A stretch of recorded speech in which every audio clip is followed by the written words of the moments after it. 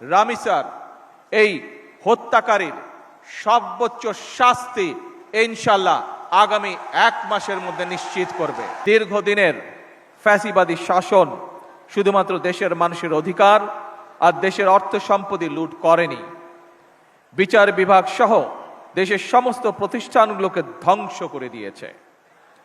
সবচেয়ে যেটি বড় ক্ষতি হয়েছে, বিশেষ করে বিতাড়িত ফ্যাসিবাদের সময় মানবতা, মানবিকতা এবং দেশের আবহমানকালের ধর্মীয় সামাজিক মূল্যবোধগুলোকে একেবারেই বিনষ্ট করে দেওয়া হয়েছে। ঢাকার মিরপুরে একটি নিষ্পাপ মেয়ের নির্মম মৃত্যুর মাধ্যমে মানুষের মানবিক মূল্যবোধের চূড়ান্ত অবক্ষয়ের চূড়ান্ত প্রমাণ মিলেছে।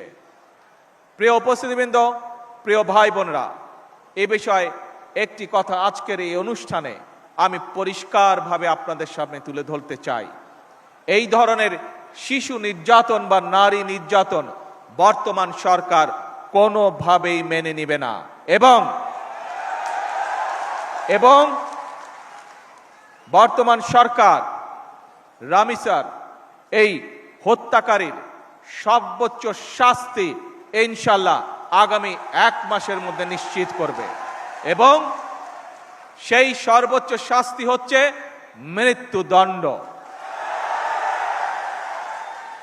যাতে করে ভবিষ্যতে আর কোনো ব্যক্তি মানুষ এইভাবে শিশু বা নারী নির্যাতন করার সাহস না পায়।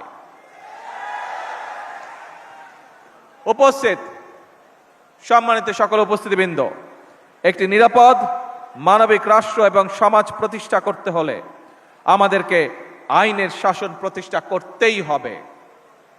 রাজনৈতিক সংস্কৃতির পরিবর্তন ঘটাতে হবে।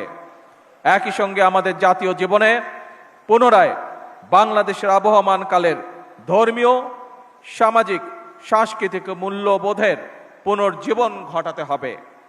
এক্ষেত্রেও কবি কাজী নজরুল ইসলামের জীবন এবং কর্ম আমাদের জন্য প্রাসঙ্গিক। সম্মানিত সুধীবৃন্দ, কবি নজরুলের জীবন এবং কর্ম বিশ্ব সাহিত্য দরবারে আরো বেশি ছড়িয়ে দেওয়া প্রয়োজন।